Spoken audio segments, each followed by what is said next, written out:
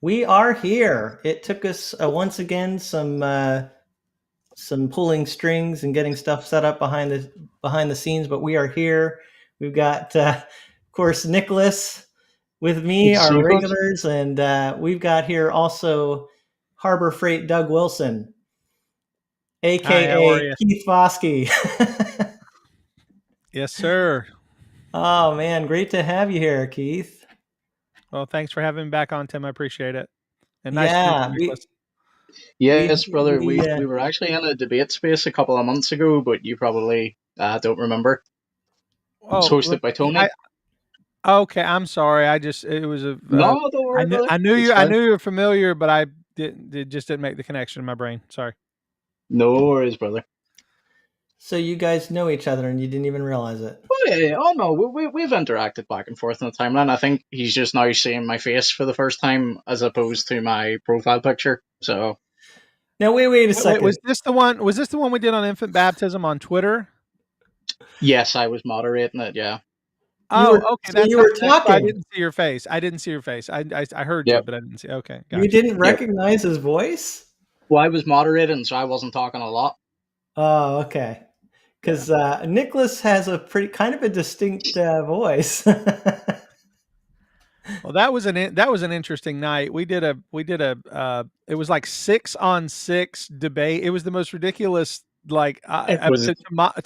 I'd rather jump naked into a swimming pool full of wolverines than have to moderate that. So Nicholas, you did your best, but it was rough. It was rough. I did. Tony's a good friend of mine. It was her first ever time organizing a debate, and I did tell her that situation should never ever happen again. No. So what was the debate on? It was on baptism, but yeah, it was just the way it was organized. Like 6 people either side was just too much. Oh, baptism. Yeah, that's a good topic. So Yeah, Keith's had a lot of those recently.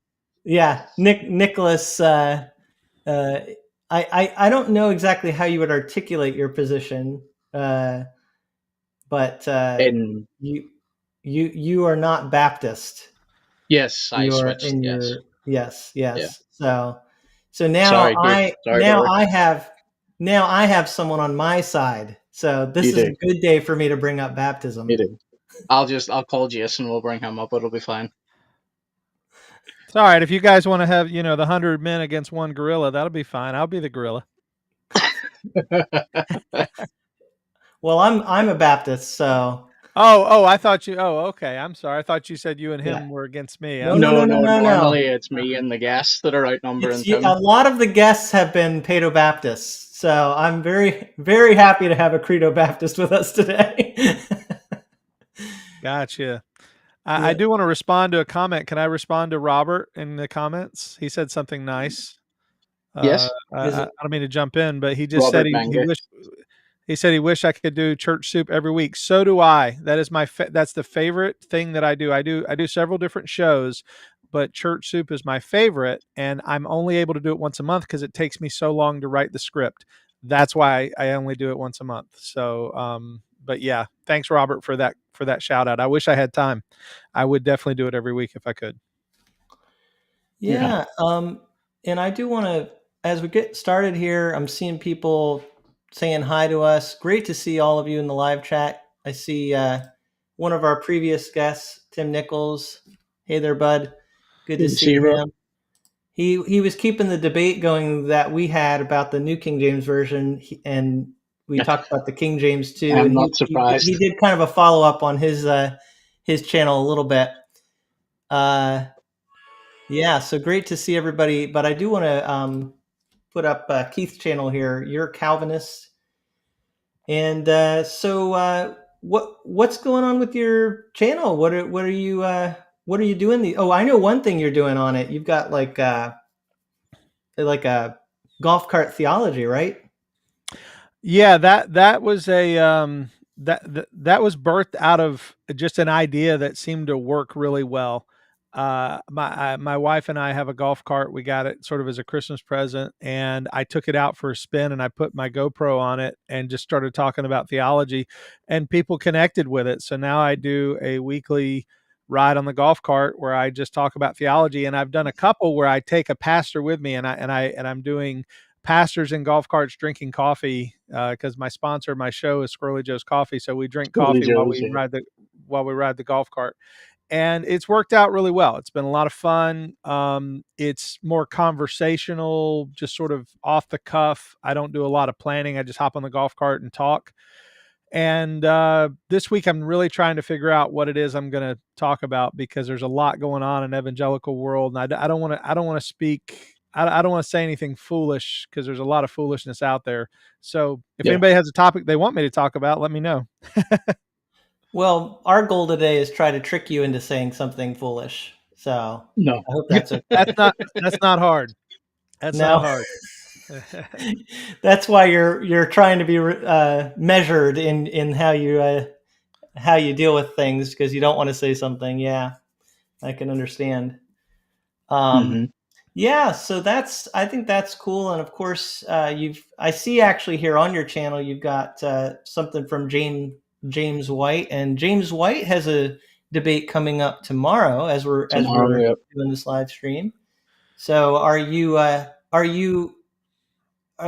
you kind of have any back scenes information about that debate? No, I know that, I know Sam Say, he's the guy who debated Corey last time, and I know Chris Roseborough. Both of them have been on my show. yeah, And this whole thing with Corey just is unfortunate. It's unfortunate that we even have to have this conversation. It's unfortunate that it even exists in the evangelical landscape right now. I'm really disappointed, quite frankly, that it's being given as much attention that it is. I understand why James is doing what he's doing. I understand why Sam did what he did, and because there are people who are drinking this garbage down to the dregs, it needs to get buried in the cemetery of terrible ideas, and it's gonna. So do you think this debate, in your opinion, will help that? Or I know some people are concerned it's just like giving a platform to someone. What are your thoughts on that?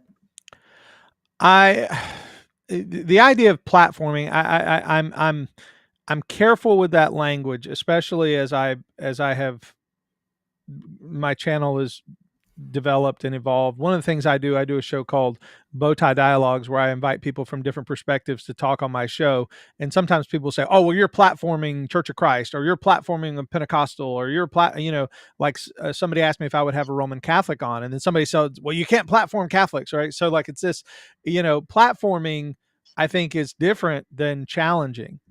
Right. And so I understand what James is doing. Now, some people would say, this is such a ridiculous topic, it shouldn't even be debated, right? Certainly a black person can be sanctified as much or more than a white person. That's a dumb topic to discuss. That's the issue that people are raising. But the problem is Corey has developed such a following for himself and his podcast that now it's affected even folks close to me. I mean, people that are in my own personal life, not just through Facebook and Twitter, which is not even real. I mean, we've learned that in the last 3 days, haven't we? There's just a lot out there that ain't real, and or you think's real and is actually incredibly not real. And but it's affecting people in real life, in real churches. Real pastors are having to deal with it.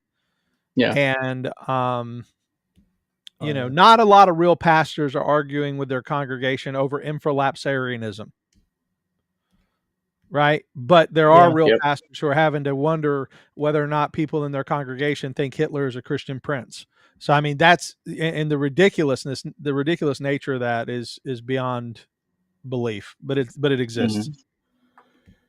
No, Yes. Keith, I just want to apologize. I wasn't laughing during your thing. It's just Justin's comment kind of tripped me up a little bit. Tim, could you pull up Justin's first comment about the beard length?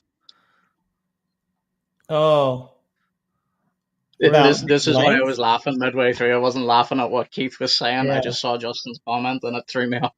Yeah, I'm I used see. to people laughing when I talk. So It's first not he a, said, I like how you guys are arranged down the side of the screen This is according the to one that got beard me. length. Oh yeah. Okay, that must be when we had your Yeah, it it's must when the have been page is up. when we had it like this. Beard length. yes, yeah. It's Yep. it's like Okay. it's like the before and after, or when somebody goes on a There we diet, go. it's like this. Yeah. Okay, but he also said, is a beard a requirement for the show? No, but it is a requirement for manhood. True. Well, I was just our thinking guest back. our guest Yeah. next week will not have a beard now that we have and I'm just going to give you a heads up. I probably will not have a beard next week. My Oh. wife Oh is well, yeah. not a huge fan of beard, so I've gotten away with it for the cold months, but we're hitting summer now, so it's coming time. Nicholas, will you still associate with me even if I don't have Yeah. a I'll, beard? I'll I'll allow it. You'll I'll allow it. well, I know Keith will question my Jay, manhood. Jason's in the comments out there saying you need some dark beards. Hey man, Yep. we don't.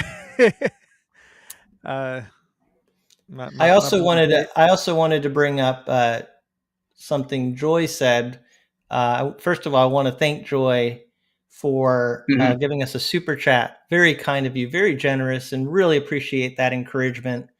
And just to give a shout out, she said Nicholas has a fine Irish accent. So Appreciate it, Joy. we just want to double check on this, Nicholas. In this age of people putting things out there that aren't real and genuine, is your accent real? Well, the funny thing is, you would be surprised how often I get that question on a daily basis on X. Yes, my accent is real. It's not an accent to you. It's just the way you talk. True, but you would honestly be surprised because I do a lot of spaces on X. You would be surprised how many people come in and are like, "That cannot be a real voice that you're doing," and I'm like, "Well, I don't know what to tell you, and I don't know how to prove otherwise." So That's well, I can't prove it other than every time I've talked to you, you've had the accent. But I think I've seen like one of those short videos where someone was talking on like social media, and then hmm as soon as the social media was off, they started talking like an American. yeah. So No, yeah, the if only you had the difference. ability to do that, like I don't think you're able to talk like an American, but if you could, that'd be such a funny skit. Yeah, no, I cannot do accents to save my life. The only difference that people in real life will point out is whenever Irish and Northern Irish people are together, we start to get a lot more country. So this is the politer, trying to be more pronounced version of my voice. But yeah, my Irish to Irish is probably a little bit more harder to understand for people. Yes. Some of those accents in whether it's Ireland or Scotland, they can be pretty thick. For Um, sure. so yeah, dear Woke Christian, great to see you in the audience. He's starting a rumor that Nick is faking it. He might be the original one that started it because it's been around for a while. uh, that's interesting. So we're gonna be talking about just a variety of things that were interesting to us. We've already kind of veered a little bit in the direction that I was going to bring up, um, which I'm gonna share something that I saw, but we all probably have different things. That I think one of the big things we'll be talking about today is anonymous accounts. Because of a situation that came up, and it involved anonymous accounts on X. So we'll be talking about that subject. And I know Nicholas, he even responded to some statement about anonymous accounts. I saw that. I saw that on X. So that's a hmm good discussion. But we've been talking a little bit about that debate with James White against Corey Mahler coming up. Corey Mahler We've talked about them on this channel. What I think that really correlates with is this thing. Nicholas and I were actually talking about it backstage. It's almost becoming like a cool thing to be really transgressive in, especially on the right in right now, when it comes to like things regarded as, you know, being Nazis. So I don't know if you guys have heard, but Kanye West has a song called Heil Hitler, and I'll show you this tweet that I saw, and so these two people here apparently shared themselves singing it, and they're doing the salute, of course.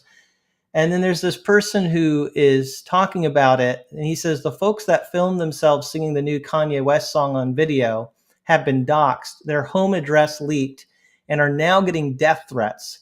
They are having to move for the safety of their children. And I think the guy in the video here, he has a tweet. It says, a ton of you have been asking us to set up a give, send, go. And yeah, we should probably relocate somewhere a little friendlier. So here you go. So I guess they're I guess they're setting up a give, send, go so people can help them to relocate, because after they sang the Heil Hitler song online, shockingly, people got offended by that and were doxing them and threatening them. So this was one of the situations I thought really speaks to kind of the situation in our culture right now. Mm-hmm. And Keith, you just mentioned how there are things we shouldn't even have to talk about, right? And yet that stuff is becoming. I don't know how serious to take something like that, in the sense that I don't know. Are people really saying I love Hitler, or is it more just they want to do something that's shock value and just to like cut against the grain? Because Nicholas, you were saying people are just so sick of being told they can't say certain things and you can't believe certain things, that in a way now it's like, oh yeah, if you think Hitler's the worst, then I'm going to side with Hitler. You know, is almost like. Yeah, and like just to clarify that, that's not excusing the behavior. I'm just saying in culture, because culture is back and forth constantly. It's a pendulum. As hard and as fast as it, things swing to the left. You can't say, a man is a man and a woman is a woman. Otherwise, it's considered hate speech. Now on the right, they're now finding themselves more freedom because they're seeing a shift in culture, and they're saying, okay, look, I'm tired of being told I can't say XYZ. So you know what? If it annoys you, now I'm just going to say it on purpose. So this is pretty much what I deal with a lot on X, and it's a lot of people saying things just for the shock value. And yeah, a lot of people, now there's some out there that genuinely do seem to love Hitler and what he stood for. There are those people, sadly. But there are some people just that do it because they know, okay, yeah, you hate Hitler, therefore I'm going to say I like Hitler. Yeah, and this the thing that's the frustrating in this is and this is going to veer a little, but just I want to step back to the people in the video. Mm-hmm. The idea of getting doxxed, okay? I think this is a real issue, and I understand why people would be afraid of the consequences that can come along with saying something. I'm pretty much an open book. My name is everywhere, my picture's everywhere. I never hide who I am. I don't have any anonymous accounts. I have the church's Twitter account, which we just use for posting sermons, but I don't never get on and say anything. Of course I wouldn't. It's my church. It would be dumb, right? Like like that would be stupid. But I have had ugly letters mailed to my church. I've had packages sent to my house which were inappropriate. I've had things happen to me as a pastor who just happens to go online and talk about theology and make jokes and stuff. And so I understand the fear that can be associated with this type of thing. I can honestly say I've actually had conversations with podcasters who are much more popular than me, but have been around longer and have bigger channels, who have even told me that there may come a time where I have to um, get my name off all of my property so people can't look up my name and find my address and come to my home. Right? Like these are concerns that people don't think about until you start seeing a little bit more attention, and as that attention grows, and people, some people would just show up at your house because they don't have any sense of social propriety, or they don't understand Mhm. like limitations on those things, and they'll send you things in the mail that they think are funny or whatever, and they're not funny. um uh so I get that part, and that's something people say, why do people have anonymous accounts? That's why. I'm not saying it's right, and I'm not saying I agree with it, but I understand why people don't want their name out there, because there's quite honestly crazy people out there who are going to do just what they're doing to these people who are singing this song. Who cares if two idiot white people sing a song in a car about Hitler? They're stupid, and they can't we just say stupid is as stupid does, and just everybody be like Forrest Gump and just be happy, instead of having to ruin people's life because they were dumb? I mean, if you had to ruin the life of every person who was stupid, you would never do anything but that, because everybody has stupid moments. So I'm sorry. Yep. I know that was a little off topic, but No. I literally feel like this idea of doxing is such a frightening thing, because just like the lady who was in the park a couple weeks ago and Yeah. threw out the racial slur. Well, that went viral. Everybody knows what she looks like. Everybody knows her face. Every time she goes to the grocery store, hey, you're the lady who used the racial slur. You're the lady who used the N-word, whatever, right? And then people are like, well, she got $300,000. Yeah, that's dumb too, right? All this is stupid. It's all it's one of the best movie quotes ever is an unsung movie quote from the movie Men in Black. In the movie Men in Black, uh, Will Smith is talking to um, the agent K. I forget who's the Tommy Lee. character who played Tommy Lee Jones. And Tommy Lee Jones, he says, why don't you just tell people there's aliens? He says, people are smart. They can handle it. And he said, a person is smart, but people are dumb, dangerous animals, and you know it. That's what he said. He said, a person is smart, but people are dumb, dangerous animals, and you know it.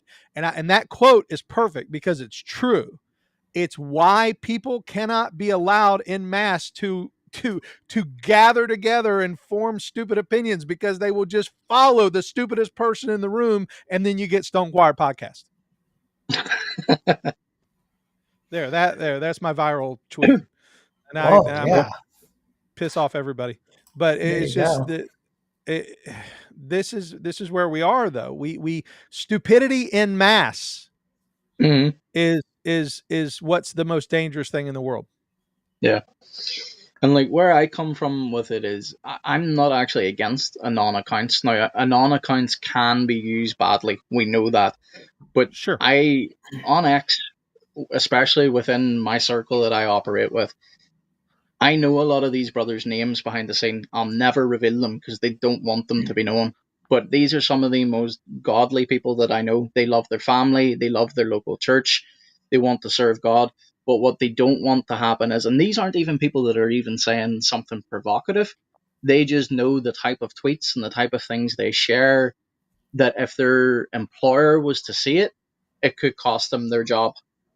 And you can get into the ins and outs, because some people will say, oh, well, that's cowardly, you should just stand up for what your belief says. I wouldn't boil it down as simple as that. So I would say anon accounts in and of themselves are not bad. It's how the accounts are being used. That would be my thing. And with these two people here, they put themselves out there publicly. I don't agree with them being doxxed. I don't agree with anyone being doxxed. But if you're going to film something like that, you're going to get backlash. So I don't know how to articulate this well, but this is what kind of rubs me the wrong way. Let me see if I can. Yeah, here we go. ton of you have been asking us to set up a Give, Send, Go. Yeah, we should probably relocate somewhere a little friendlier.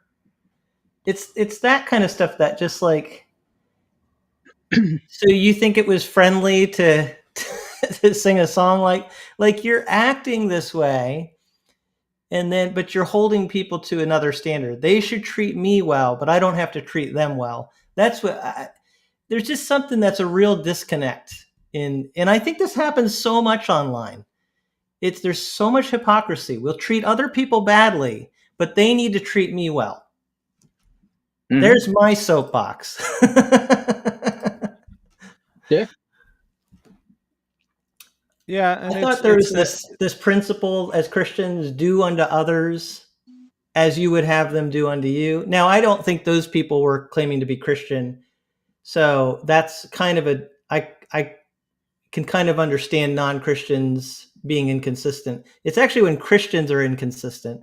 So when it comes to Anon accounts, I hear what you're saying, Nicholas, and I don't think they're sinful in and of themselves. I think they could even have a good purpose theoretically. Yep. But there's too much of them being used in ways that are not accountable. They really are. They're saying things that, because they can hide behind that, they say things that just quite, and don't get me wrong, there's people without Anon accounts that are just treating people horribly. So it's not like it's just the Anon people, but I think it's just one less way to be accountable, to know that if you say this, people aren't going to know who it's coming from, so I can say whatever I want. And it's like, it's just feeding into this cesspool of online interaction. And those are the ones that are truly Anon, because, as I say, within my circle, there's a group of us who know who. Now, my account's not Anon. Like, my face is not on my profile picture, but like, I have recorded spaces. My face is on here. I record videos and post them to my ex all the time, so people know who I am, as in, like, they know what I look like, all that sort of stuff. But within those Anon accounts, people know who they are. It's just not public knowledge, because we know when it gets out to the public at large, things really do, you start encountering the truly crazy. But yes, it's the Anon accounts where literally no one knows who they are. Those are dangerous. And those are often the ones that are being used in ill manners. Yeah. Yeah, apparently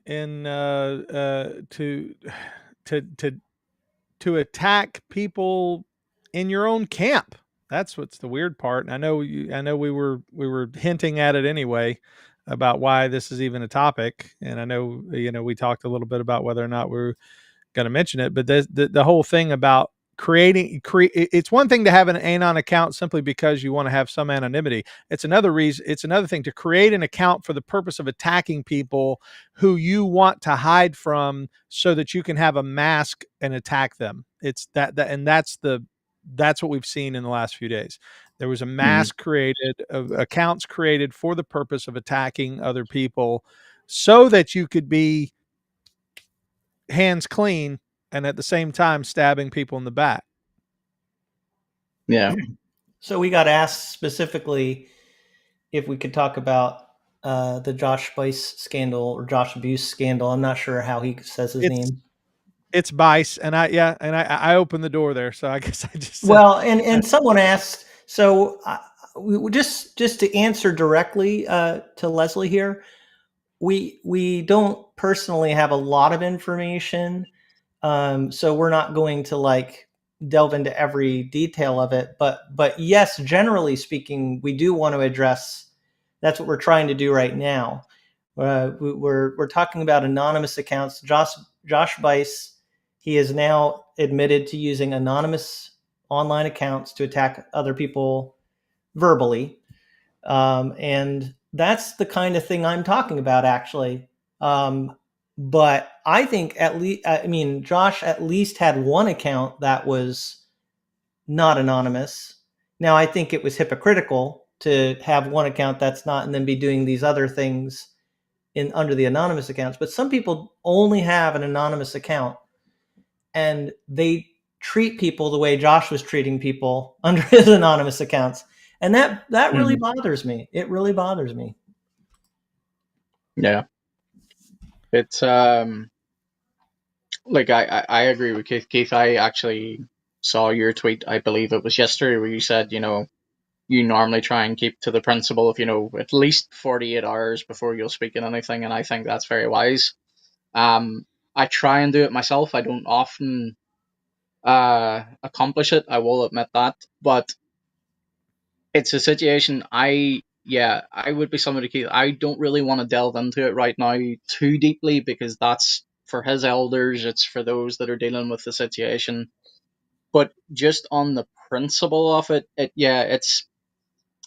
it's disturbing in a lot of ways, because these were men that, not only were in his camp, but he shared the stage with a lot of these men, and yet behind anonymous accounts was slandering them. So it just goes to show none of us. I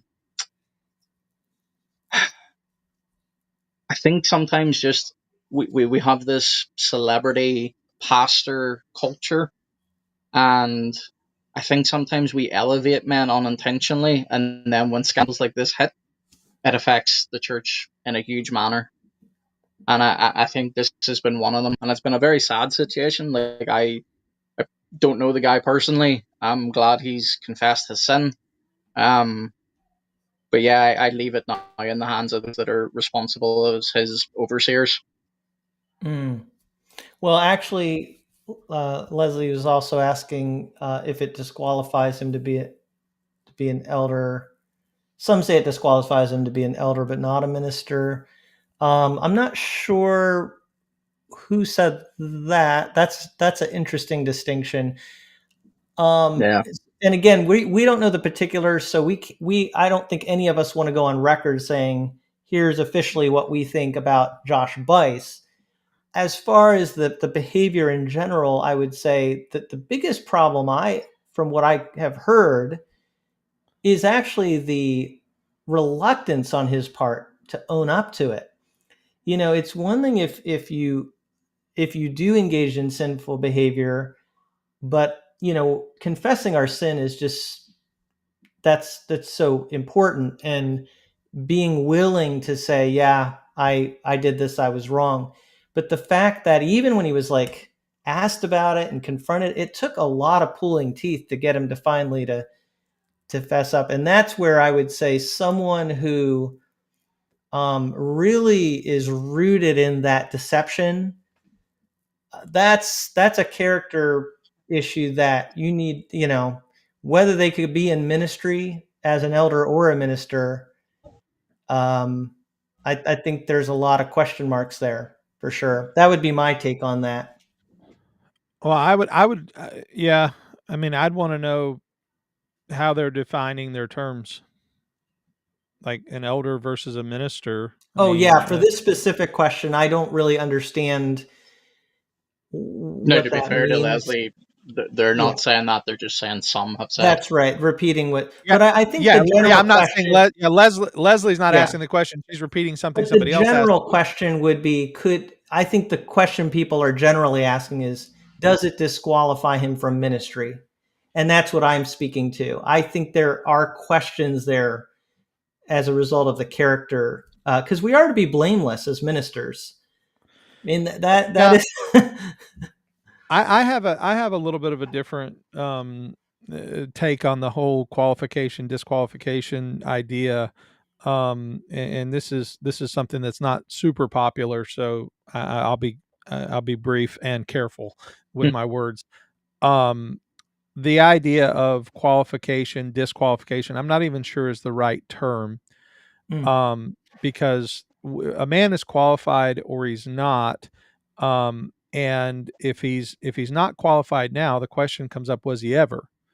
Right? Can you move into qualification, unqualification? I think a man can be qualified and unfit for a season. So, for instance, let's say a man goes through a period of tremendous grief over the loss of maybe his wife.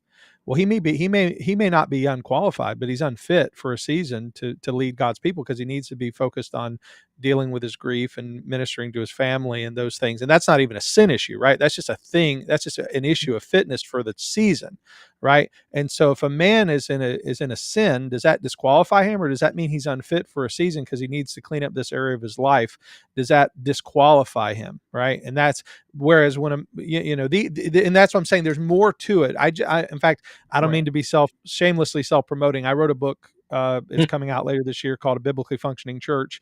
And it's all about the role of elders and deacons. That's why I said the elder is the minister, right? The elder, pastor, minister, these are all the same role. And so there are qualifications in 1 Timothy and Titus that tell us what a man must be to be this thing. And if he's not that thing, then he's not to be in that role. But if he is in that role, and then one of these things ceases, like he ceases to be trustworthy, okay, is he disqualified, or is he unfit for a season? And how long should that season be?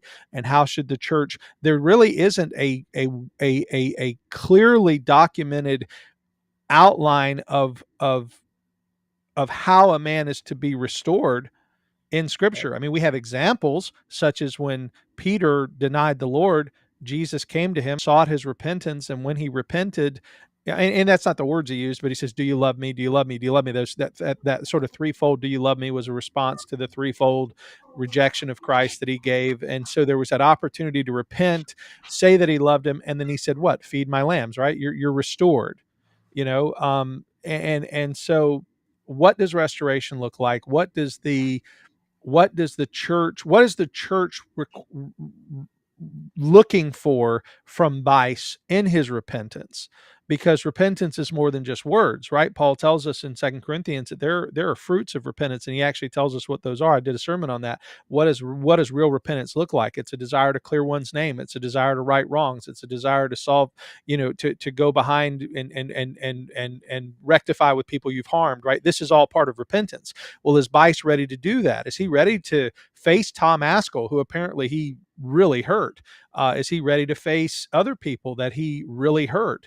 And if he's not ready to do that, maybe he's not repented. Maybe he hasn't really dug into the depths of his heart. Those are some of the questions that I think need to be asked.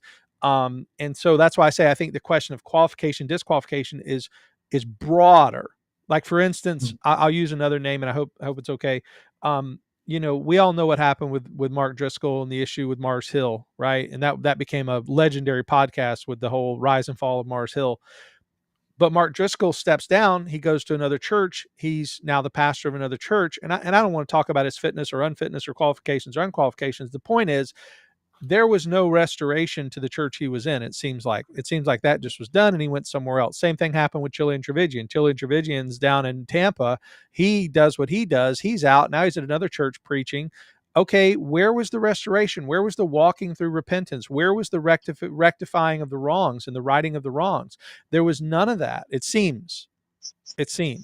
And so I think the question that I have with all this, with Bice, is if you're going to restore this man, what does that look like?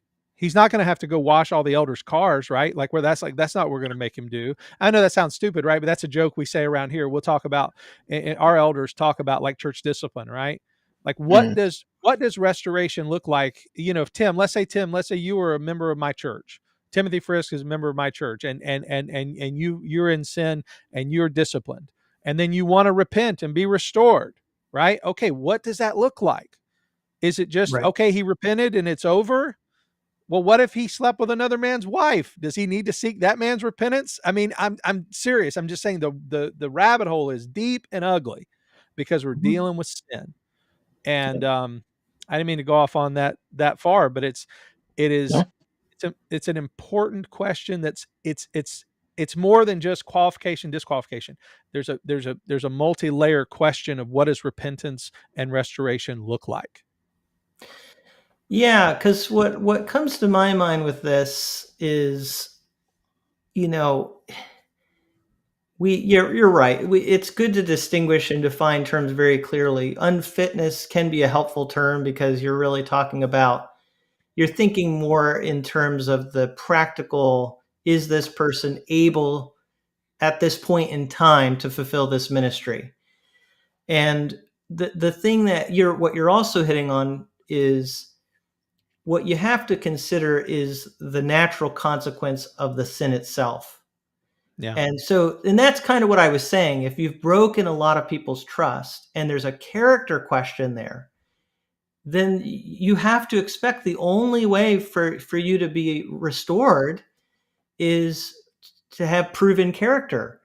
And that's very hard to do once you've broken that trust. I think you may never regain the trust of everyone. That's something you have to recognize. So in that sense, I'm not sure he could ever expect to be, at least in any time in the near future. Now, maybe like after years and years and years of faithfulness, people would trust him. And I'm sure people in the inner circle, like in his own church, that's different. I think your own church could restore you more quickly in the sense that they really know, more of the details and what your life is like. But in terms of public, like, once you've had a character flaw, very hard to make up for that. Yeah. It's funny you say that, Tim, because I actually published an article on this topic today, and one of the main things I said was if you publicly break trust as a minister with the people of God, that is unfortunately a blemish on your record that is going to follow you for the rest of your life. So if you do get restored, because there are some people that do get restored to the ministry, I personally don't think that should happen. But that is going to be a stain that follows you for the rest of your life, and it's unfortunate, but the qualifications for that office are extremely high for a reason. So I'm not even speaking specifically to him. I'm just speaking in general because it's funny. Keith actually mentioned him, but I had my interaction with Mark Driscoll this week. And Driscoll is a man that I have got no qualms about saying I do think he is no longer qualified to be a minister. And now you said you interacted with him this week. Was it online? Was it through? Do you know him personally? No, so it's through on X. I responded to him. He didn't reply, so I should take back I interacted with him, but I meant interacted as in responded to him. Now, this was not me directly, because I would never have made this comment if Driscoll hadn't made his post. But Driscoll was once, at one stage, he was a cessationist. He is now a continuationist. And he posted the passage on spiritual gifts where he basically blotted everything out, and he says this is how cessationists read their Bible. So I just retorted, well, this must be how Mark Driscoll reads the qualifications of the elders, and I crossed things out that fit him. Now, some people could look at that and go, that's very harsh. My response, because I said to Tim midweek, I was like, well, if he wants to play stupid games, he's going to win stupid prizes. I have that, by the way. I'll put up the tweet that Mark Driscoll, just so people know what you're referencing. This is it, right? Yeah. Yeah. How Reformed guys read 1 Corinthians, cutting out everything except for I understand all mysteries and all knowledge. Love is arrogant or rude. It is irritable. Well, I agree with you, Nicholas. I think it's good that you're concerned about all. Now, that being said, what he actually said was kind of funny. I'm sorry, I'm laughing, but I do think that sometimes Reformed people can be known as being a little bit, at times a little arrogant. For sure, and that's why I say if this was anyone else, they would not have got that response from me, because I would have laughed, because it is funny. But because of Mark Driscoll and how he continuously posts, and he does do these little pop shots every now and again, and it's not in a ha-ha, we're brothers funny. Driscoll is very clearly getting at people. So that's true. That's true. By the way, Colton, I want to just bring up his, he said, expect a Reformed Baptist Fireman account soon for all my hot takes. Colton was one of our guests recently, so great to see you there, Colton. And I like it. Colton, the only thing is you kind of gave it away. So now if I see Baptist Safari Man, so maybe one of us should take on that account. and then they'll all think it's Colton saying whatever it is we're saying. Yeah. Oh man. I was also going to see if I could bring up a little bit of interaction. Yeah. So this is Bob. No, I'm sorry, not. His name's Caleb, but he goes, I think, by Bob the Baptist, right? And he says, very good reason why anonymity is bad. Not been a fan of anons for a long time. Couldn't put it into words as well as Thomas. Tom Hicks is who he's quote tweeting. If you have hard words to say to someone, put your name to it and take your stand. That is honorable and truthful, and it means you have to defend your words and risk the consequences for what you say. This is what it means to be a man. So there are plenty of people out there taking kind of like that strong stance that you should just have courage. And I think Matthew Everhard does have a very good video he did last year on anon accounts. I recommend people watch Matthew Everhard's video. He does lean toward that. He actually said last year that anon accounts are stupid, and that actually got a lot of people to react more than he was expecting. But he actually clarifies in the video why he said that, and he admits like that wasn't necessarily the best way to put it. Because yeah, actually you can think of good reasons to have anon accounts. There's definitely really good ones out there. Like I don't have a problem in principle, but there's just way too many anon accounts that are they're mean-spirited. They're just worst character traits, and again, it's treating other people badly, but then hiding in order to you don't have to worry about how people treat you. That bothers me. Yeah.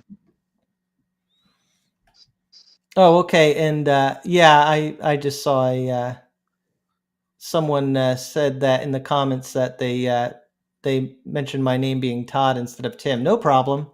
I think this commenter earlier liked my hat collection that I was wearing a lot of different hats back especially during the pandemic. I was collecting a lot of baseball hats.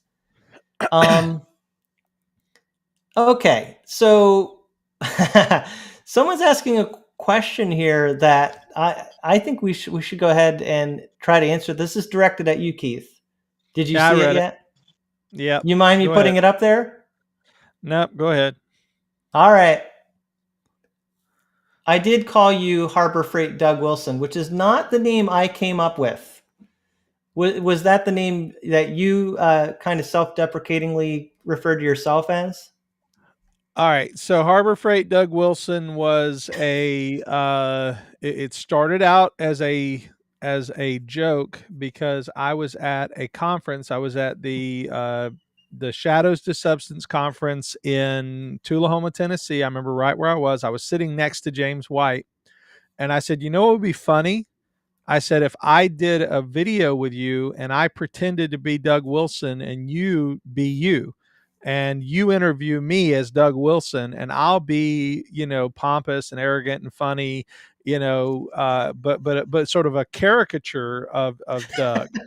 And so I went and had a name badge. In fact,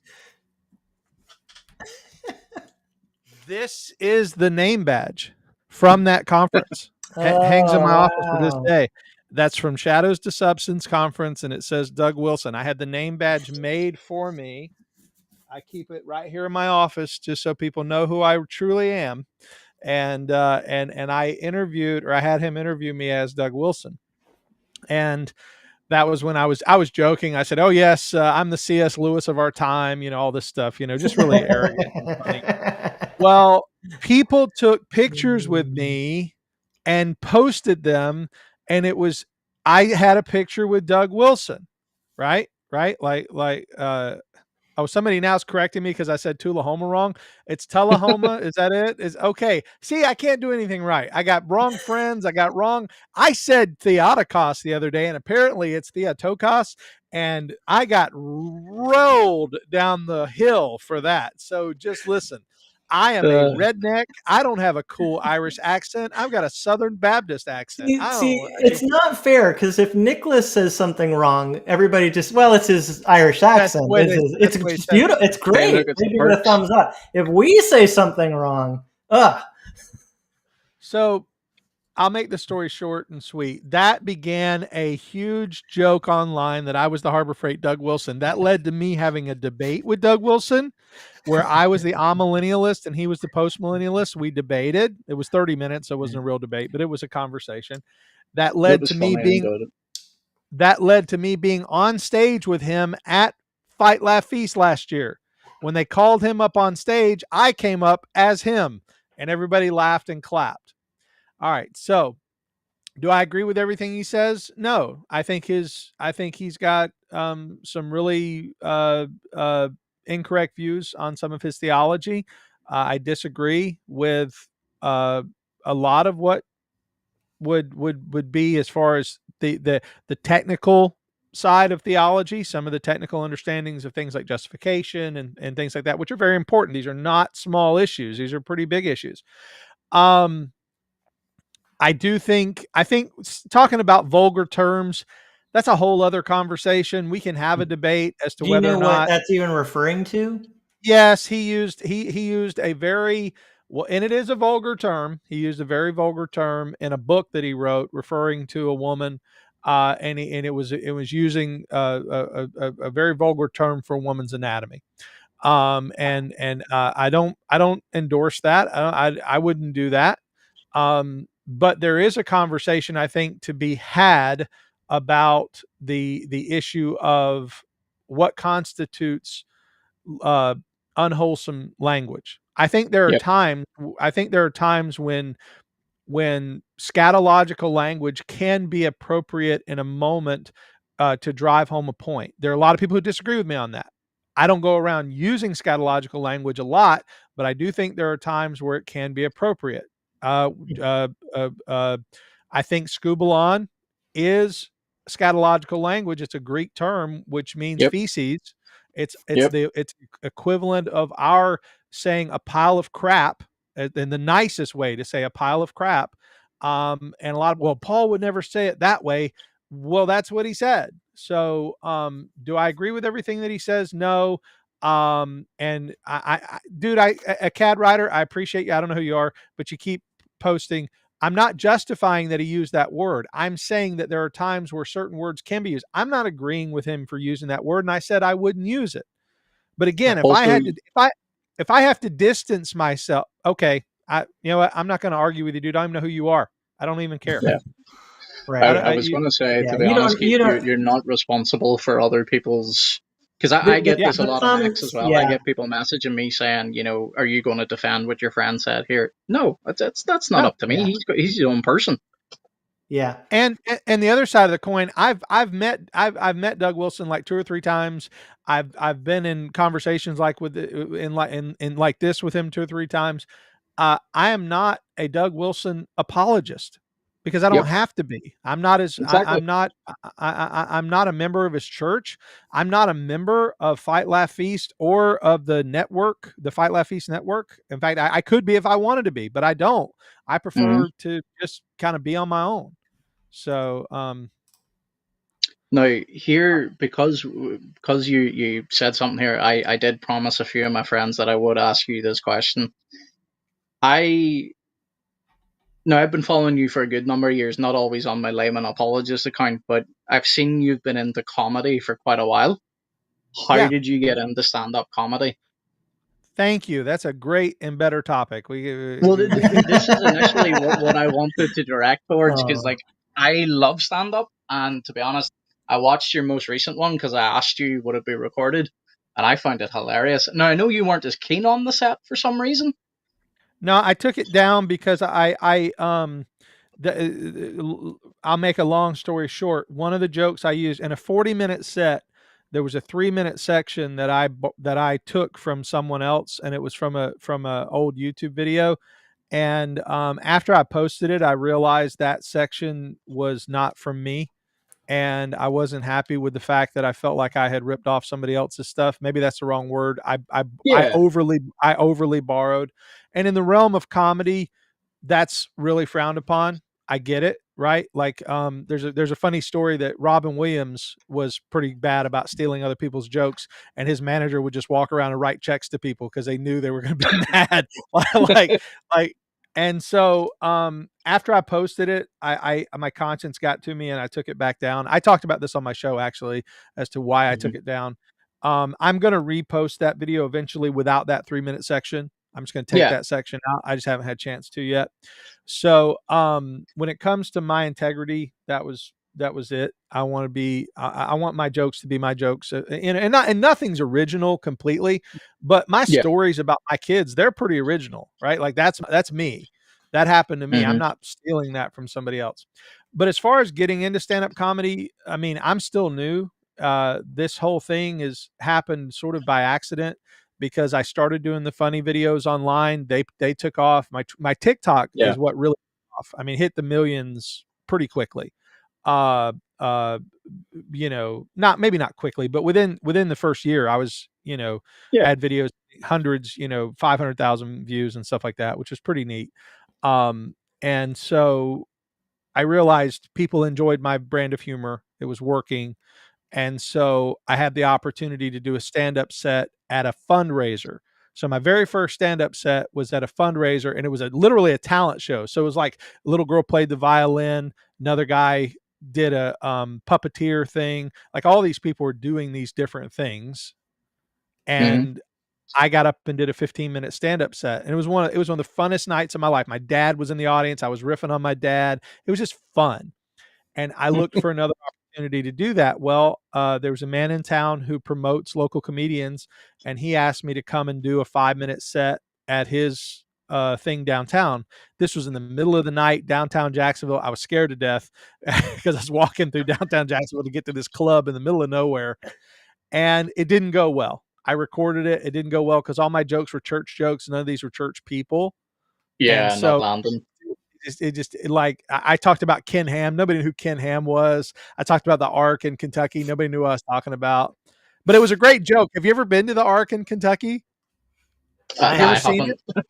If you look at it, you'll think it's the real ark, like it's designed. But if you walk on the other side, it's connected to a building. Like there's a building on one side. And my point was, if you're going to make an ark, it shouldn't just be half of an ark. If you're going to that much trouble, at least build something that's going to float. It doesn't even. You know what I think is the funny? Yeah, you know what I think is the really funny, ironic thing about the Ark encounter? What's that?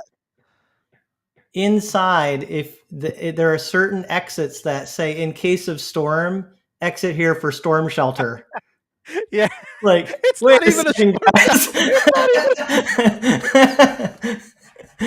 Oh. You built an ark that cannot survive a thunderstorm. I thought that was.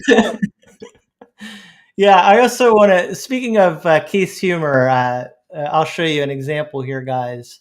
This was a debate going on X about great musicians and music writers, and whether they were Catholic or Protestant.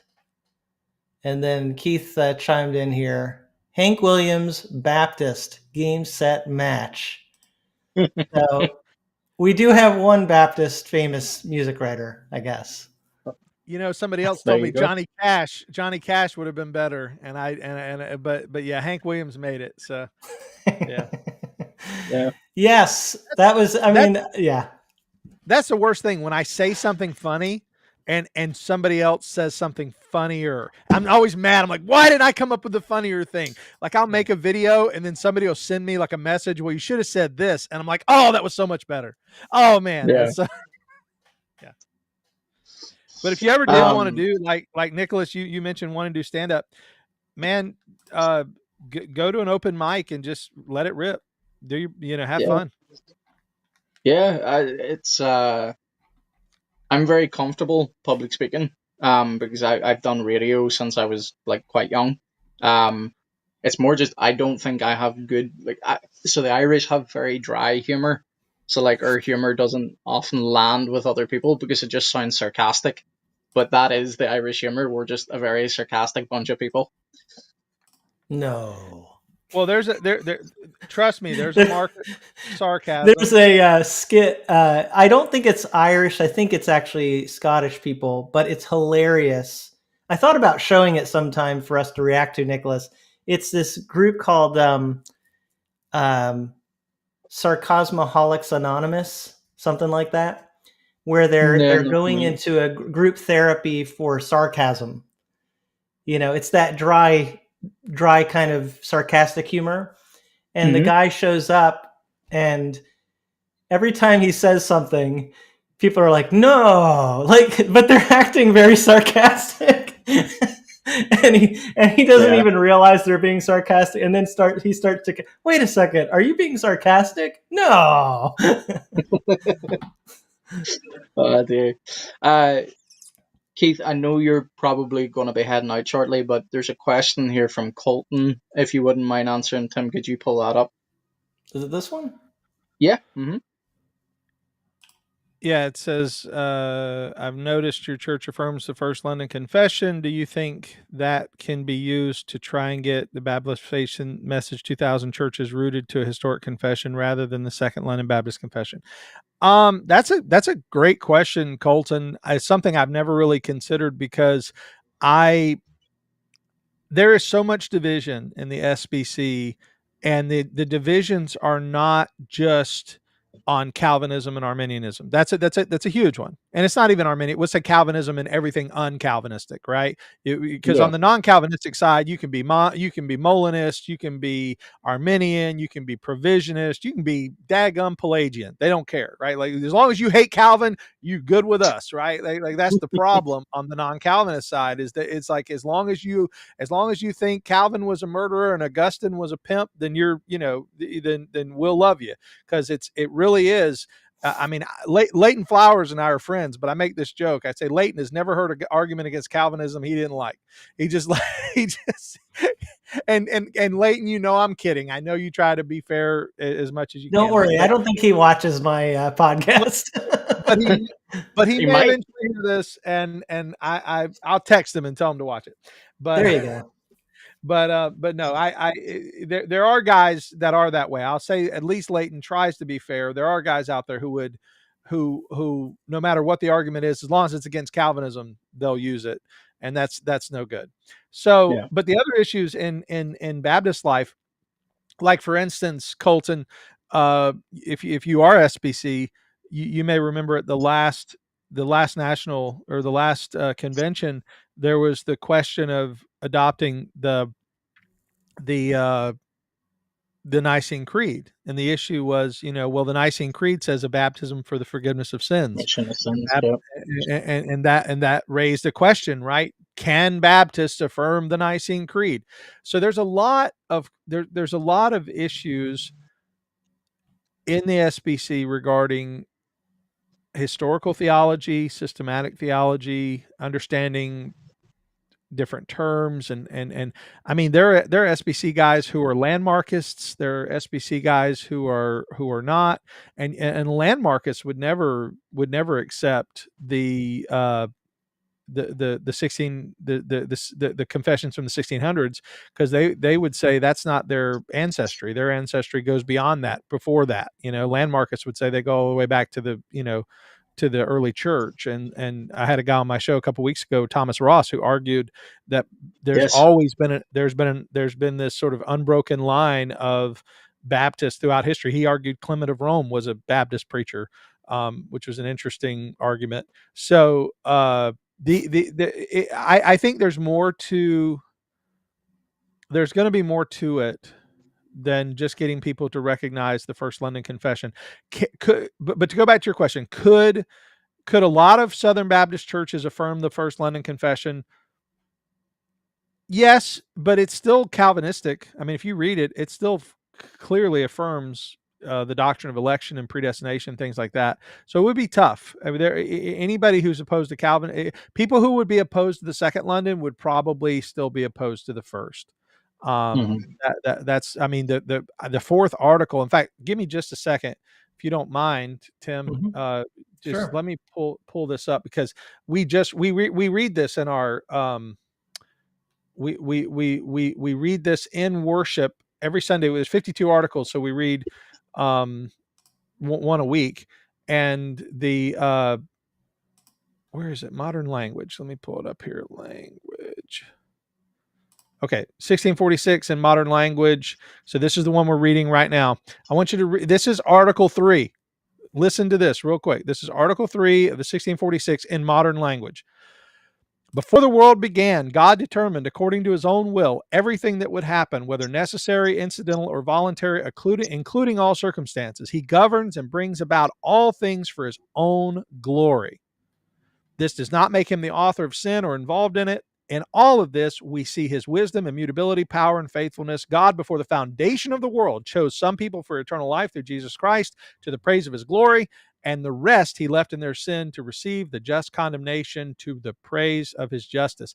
That's pretty Calvinistic. I think it would be a hard sell to get that to be accepted by folks who are not Calvinistic. So that's my point, Colton, is I don't think the non-Calvinists are interested in adopting a confession, especially either the First or Second London, because they're just going to be too Calvinistic for people to be able to swallow. But I understand you're I don't know if he's talking more specifically about his own church, and then also he says his last comment is, I'm more referring to the other things I may have trouble with, like well, part of the reason why we adopted the 1646 was because there were things in the 1689 we could not affirm, such as the Sabbath. Like, we're non-Sabbatarians, so one of the reasons we adopted the 1646 was for that reason. So if you're asking for your individual church, could a church adopt the 1646 to demonstrate its fidelity and connection to a historic Baptist movement and remain in step with the Southern Baptist Convention? Yeah, the 1646 would be great, but I don't think the convention is going to adopt it, because it's just it's too hard of a line for people who aren't Calvinistic to take. Mm-hmm. Well, we're going to be letting Keith go in a few minutes here. I know that he needs to get to something. But before you go, Keith, I got church tonight. Yeah. Well, I guess we can let you go for that. Yeah. Perfectly good reason. Yeah. So is there anything that we didn't get to that you wanted to just say before you head out, or did we cover everything to your satisfaction? Well, I think we talked about the things we wanted to talk about, and I appreciate both of you and your insights and thoughts and your encouraging words. And thanks to everybody who supports the channel, and we encourage you to continue to do so. Continue watching Tim's channel, continue watching Nicholas's channel, and continue watching my channel, because we're all doing this work to try to further the kingdom and point people to Christ. So thank you guys for having me on today. I really appreciate it. Thank you for Keith, taking time to be with us, brother. Keith. You have such great gifts, and you use them in a way that really edifies the body. Your teaching and your humor, as we even got to hear a little bit today. So hopefully we'll get to do this again sometime. But thank you so much. Sure. Thank you, guys. God bless. Keith, Bye. God bless, bro. So as he exits again, we just want to make sure that you subscribe to Keith's channel. If you haven't done that, check it out. Watch some of his videos, and I think you'll really enjoy his content. Nicholas and I are going to stay on a little longer here and keep talking. I have another tweet that I was going to show Nicholas, because it's just, there's plenty to talk about. On X, and if you see me glancing to the side a lot, I'm just very worried. My dog is on top of the bed and he's sleeping, and he looks like he's about to fall off of it. So if you hear a large bang very shortly, if you need to all of a sudden, oh no, I'll be fine. I'm just warning the audience. If you hear a loud bang very shortly, it's just he's fell off the bed. Okay, you might have to attend to him if he'll be fine. He fell off the bed a couple of weeks ago and he slept on. So this is kind of like a whole different direction than our conversation has been, but it's still one of the things that I think I keep. So one of the big conversations continually on X is between the different branches of Christianity, Yes. especially right now with the election of the new pope. There's been a ton of interaction with Catholics and Protestants, but here is one example I'm going to bring up from the guy that has the channel and the he has on X capturing No, Christianity. What's his name again? Cameron Pertuzzi. Thank you. I couldn't think of his name. I blanked on his name. Now,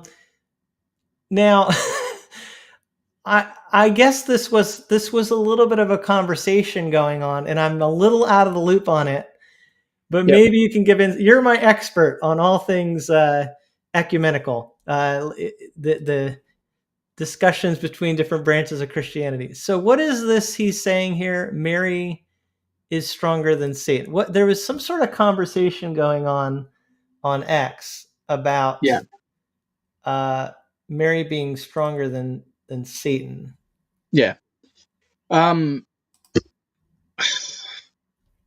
This is it's a deep topic in the sense that there's probably like a lot of backstory to give that I probably could not give right now. But Okay. to boil this down to its simplest, is Satan is a fallen creature.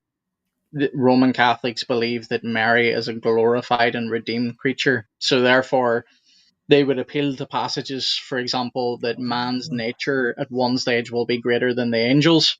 So therefore, they would appeal to the fact that Mary being, because Roman Catholics do use this language, they say that Mary is God's greatest creation. So they will then say that Mary is stronger than Satan, and hence why you will often see Roman Catholic exorcists and people like Cameron who do his channel. They will say, demons tremble at the name of Mary, they flee at the name of Mary. They even call Joseph the terror of demons. But they would say that about Joseph again because he's a redeemed, glorified creature now, and because of his connection to Mary, so therefore the Holy Family terrifies demons. So that's without going into the whole history of it, that is the basic premise. Okay. Thank you for that clarification. It kind of gets back to, and I do want to mention Colton, who's been interacting with us some from the chat. Yes. He just on his channel had a Catholic person come on I his haven't channel, and watched it yet, but I've been looking they forward had a to it. very good discussion. So I Hmm. want to just to encourage people to just to get a feel for that kind of interaction and the two different ways of. Oh, there he is. He said, "Hey guys, hey Okay, Colton." Golden. Yeah, so we're talking about you right now, Colton. Hmm. We're talking And about the funny your. thing is, I'm actually glad to see it because initially, whenever he did his video with us, and then he responded to me shifting my position, um, he was talking about how he wasn't sure about whether he should get into more deeper theological topics. And I'm actually really glad to see now that he is. And you Yeah. don't automatically have to dive in and position yourself as an expert. And Colton's a great example of that because instead of just jumping into the topic, he had a Roman Catholic come on and speak with him. Now, I haven't Yeah. seen it yet. I am going to watch it, Colton, but I can't speak in the video yet because I haven't seen it. Now, I don't want to misquote Colton, so you can correct me, Colton, but I think you either tweeted it or it was in the video. It must have been a tweet.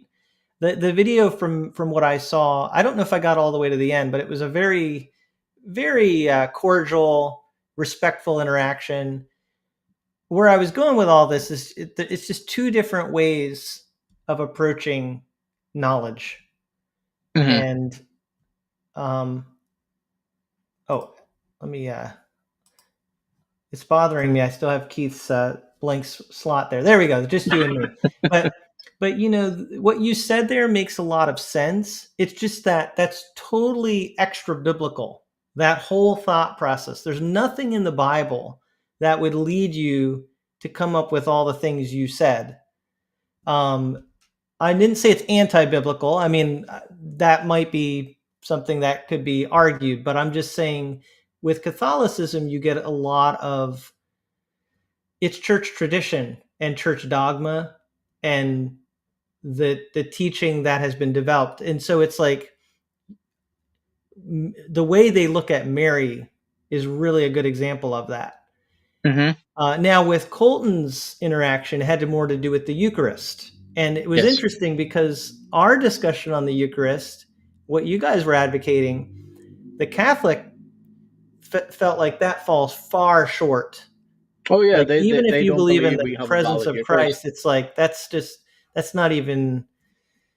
Yeah, they don't think we But have a valid where do Eucharist. they get that? Like, it's, yes, you can say, well, there is a Bible verse that, Jesus says, this is my body, but they add so much, and that is not, it's not drawn from scripture. It's extra biblical Mm-hmm. argumentation. It makes sense if you follow their logic, but Yeah. it's just a completely different way of Well, approaching truth. this is why I always say to people, when you're interacting with someone, go to their actual sources, because your conversation will be 10 times more beneficial. Right. Now, my problem is here, and I'm not trying to turn this into controversy, but I'm just giving you my honest opinion. Cameron from Capturing Christianity, and directly underneath him, who has replied, is a guy who is called Indiana Brunner, or Brunner, however you pronounce his second name. Yep. Cameron's a Roman Catholic. Indiana identifies himself as a Protestant, meaning a non-Catholic, but he is not a Protestant in the sense of traditional Protestantism. Now, my issue with both of these guys is they don't actually seem to care about fairly interacting or representing each other, because they both come from two different groups on X, where it's just screenshot this and quote tweet it, quote tweet that, and say something. They talk past each other. And on both ends, and I will say this freely, and I don't care which one of them it annoys, they all strawman each other, and they do not accurately reflect each other's opinion.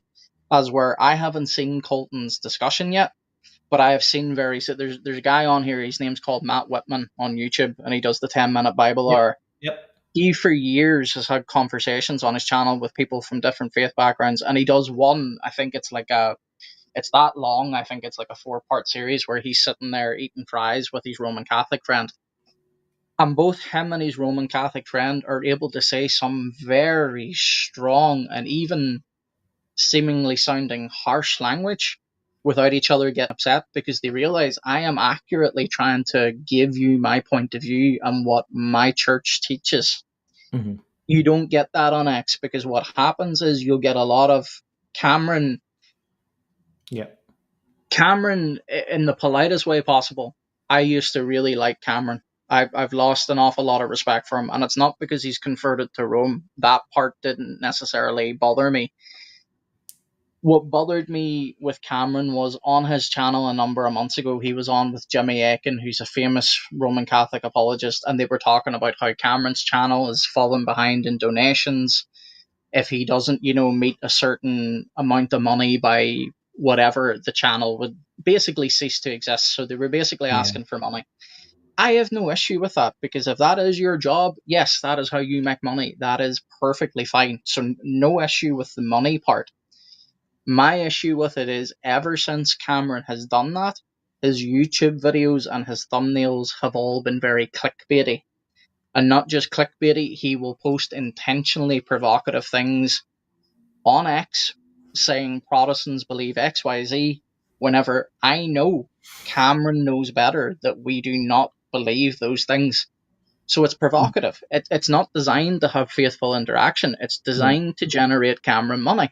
And he's not going to like me saying that, but it So seems to be the fruit of it. So, yeah, just to wrap up, because I never actually said what I was going to say about Colton. Yes. Which again, if I'm quoting this wrong, he can correct me. But what the conversation led to was kind of how the Catholics don't feel Protestants have the Eucharist, and Protestants feel now. I think Colton put it personally. He said something like, I feel that that the Catholic he was talking to is missing the gospel, or that Catholicism misses the gospel. So I think that kind of really boils down the different outlooks. Yeah. And now I'm kind of, I'm not Catholic, so and you're not either. So I know if we were talking to a Catholic, I'm sure we could be respectful, but it would definitely be, like you said, there would be some very strong differences. But this is, I will say, like, I'm just going to bring up Joy's comment here. And, I'm sharing this partly because it speaks to kind of people's experiences. And just like, you could be in a Protestant church and have experiences that are questionable. Yes. As far as, so we do need to be careful, about just making it, because how Catholics online will say, they'll post a picture or a video of some crazy thing happening at a church, and they'll be this is Protestantism, and it's like, well, that's not all Protestants. That being said, I think the whole Mary thing, it's interesting she brings up having to kiss the statue of Mary's feet. And you did hear it in that conversation. When you go and listen to the conversation that Colton has, this guy just talks about the way they view Mary, and that he was asked the question something like, do you think everybody will, kind of like bend the knee to Mary or bow to Mary? And he said, yes, but I'd have to explain why I would affirm that. But the point is, like, they just have such this reverence for Mary. And as a Protestant, even though I can understand the thinking, which I agree with you, we should understand the thinking. Don't you think sometimes we don't even realize what we're doing, even if we justify it, that we could be in danger of doing something we don't intend?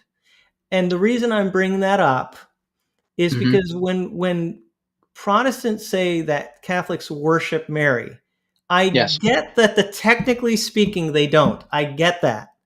But if you're kissing her feet, if you're saying these prayers to her, it starts to, like, in practice, do the thing that, I don't know how to say it. It looks like a duck. It walks like a duck. It quacks like a duck. You get what I'm saying?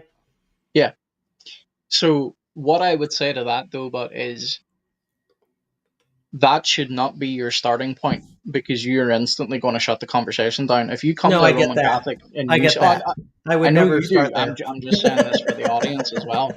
Yeah. If you come to them and you're like, you worship Mary, that Catholic immediately goes, they're way off in another world now, because here's another, in their mind, here's a dumb, arrogant Protestant that thinks he knows what I believe and I don't, they don't. Because again, what you have to remember, and Tim, you even said it yourself, technically anybody that's in a different religion, or a different branch of Christianity, or this even just say a cult, and I'm not saying Catholicism is a cult, I'm using a cult as another symbol too, or branch, whatever I'm trying to say. They're not there just absent-mindedly. A lot of them have reasons for why they're in it. Some of them they feel is logical. They're like, okay, yeah, church history seems to lean in this direction, or maybe the cult leader is incredibly charismatic and he reasoned me into that position. So it doesn't do well whenever you get apologists online who just launch straight in with well, you worship Mary, because most Roman Catholics are going to step back and go, no, we venerate her. Now, I know what you're saying. At what stage does veneration start to look like worship? This is what I'd say. If I was in a one-on-one with a Roman Catholic, he would hear very harsh words from me. Not harsh as in like you worship Mary, but I would very plainly say, here's why the Protestant would look at you and say what it looks like you're doing is worshipping Mary. You're going to get a far different conversation from that point on. But if you just do you think some Catholics, when they leave Catholicism, have you observed any of them say, yeah, we were worshiping Mary? Do they ever? Oh yeah, a lot of them do. But Then, in fairness to our Roman Catholic friends, because you see, this is what I mean by, like, we sometimes need to be uh, careful that we don't always use anecdotes, because you'll get someone that Yes. was a Yeah. Protestant and, like, so for example, really famous one rather than me using someone I know personally, Scott Hahn. Whenever he converted, he was on the way to becoming a Presbyterian minister, converts to Rome along with his wife. They've written the books Rome Sweet Home, and Oh that book yeah. has been instrumental in, like, Yeah. converting a lot of people, I have to say. What Scott would point out is, oh yeah, I used to think, Catholics worship Mary, but then I understood the difference between dulia and hyperdulia and veneration, and so again, they believe what they are doing is not worship. Does it mean that it's not worship? No, I'm not here to make that point. I'm just saying, especially online, where you're probably going to have very limited interaction with the person, the Yeah. worst thing you can do if you genuinely care for that Right. person's soul is just launch into the you believe, or sorry, Yeah. you worship Mary, you pray to dead people, because again, their Yes. answer even to that would be the saints aren't dead, Yeah. you know. Right. Yeah. And I Really being able to articulate someone's own perspective, the other yeah, person, before you critique it, hmm is far better.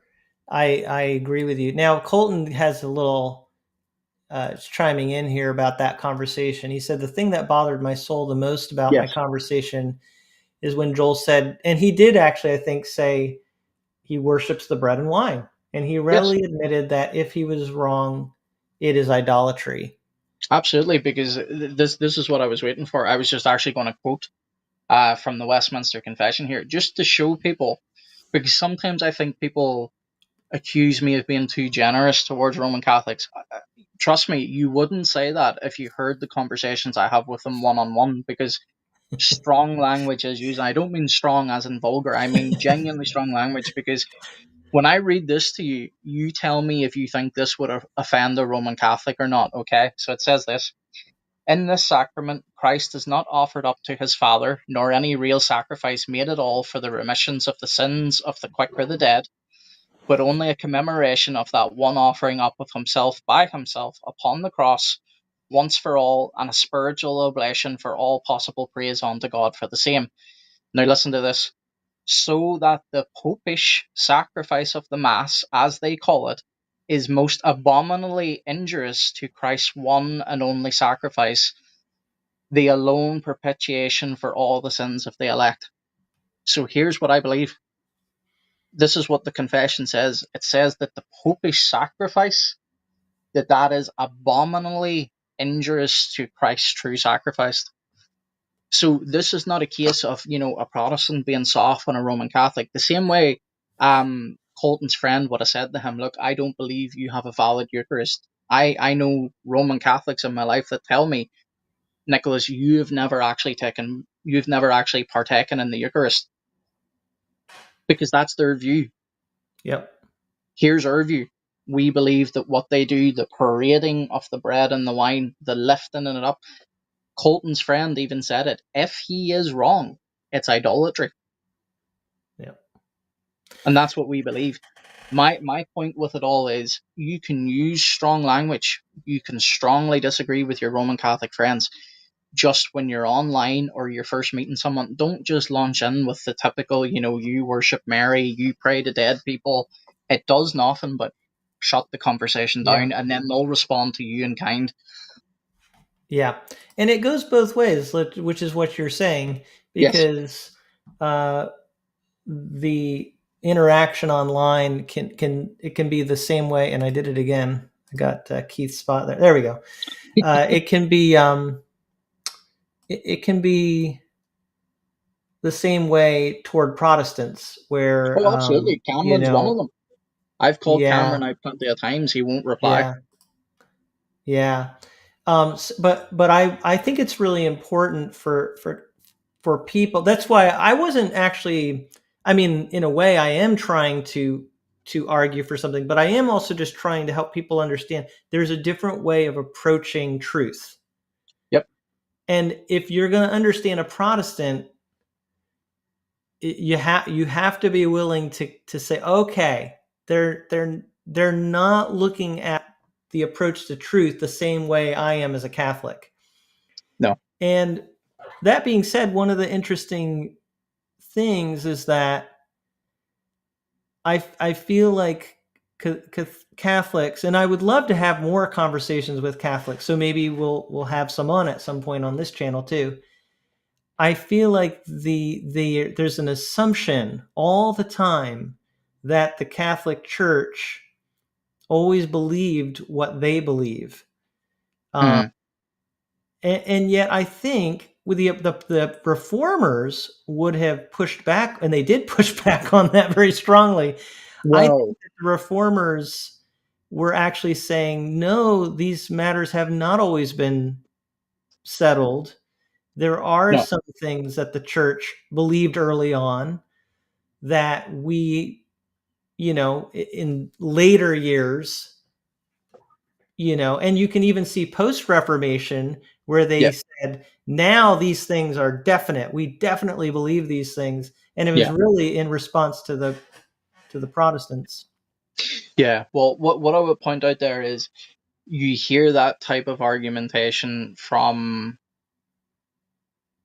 I hate to say it, but inept Roman Catholics.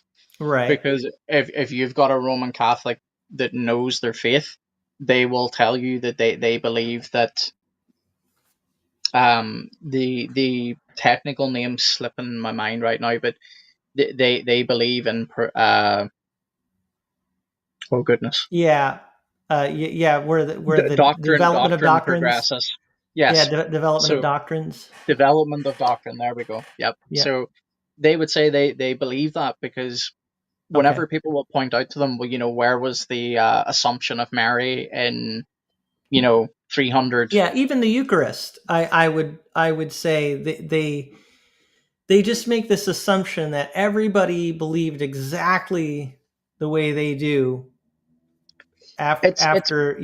Yeah, it's because in very early church writings, this is what I say. Like James White says this a lot too, but this is not actually who I got this from. I've heard this long Right. before him. The church fathers are the church fathers. They speak in a way that sounds very foreign to us at times, Yeah. and my Roman Catholic friends will jump on this because they'll be like, "Oh, you see, like they only sound foreign to you because you're not." But here's the thing: the church fathers, whenever they spoke of the Eucharist, they often just said what Jesus said in his word: "This is my body and it is my blood." They weren't Yeah. often, they weren't talking about transubstantiation, which is what Roman Catholics talk about, because to them they're trying to work out, well, Right. in what way is it his body, what way is it his blood. So they have developed over time Right. the Right. doctrine of transubstantiation, which literally talks about how Jesus' body and blood, or sorry, the bread and the wine literally Mhm. becomes the body, blood, and as they say, the divinity. Because then when they Yeah. partake in that, they share in Christ, they feast upon Christ. Now, Mhm. if that's true, then everybody should believe it. But as Colton said, if it's not true and you are quite literally worshipping, and I'm not saying this to be disrespectful or degrading, but if you're quite literally worshipping a wafer and that's not Christ literally, that is idolatry. And his friend even admitted that. Mm. Yeah, and I guess they would go the opposite way, and if you're not acknowledging that, then that's also, yeah. Well, uh, that's why you see yeah. you've got different camps within Roman Catholicism, but I'm just going to give you the two main ones right now. You would have the more conservative ones who would say, I am formally a heretic because I denounce that it's Mm. transubstantiation. So they wouldn't even deem me as a brother. You've got then the more liberal ones who would say that I am a brother, but I'm a separated brother and I'm just wrong on transubstantiation. So and there's different degrees to all of that as well, but you can see there it's not as one united whole thought as often as presented. Um, And whenever it comes to that, yeah, that's why, they look at us and say, look, you have never actually partaken in the Eucharist, therefore you don't actually have Jesus. Mm. Yeah, it's just like Protestants, that there are different ways that Protestants interact with others and see others, and Yeah. we've 100%, because one of the yeah. things I was going to mention there is my Roman Catholic friends, when they're interacting with me, either in person or I'm going to say more on X here, they know what standards I hold to. So they'll Mhm. appeal to that. So, the whole thing where, they'll share something wacky where it's like, maybe there's a bathtub dragged into the church building, and, people are being dunked upside down in a bathtub and calling it baptism. They know better than to come to me and be like, see, this is what you believe, because they know my response is going to be, no, it's not, and you're an idiot.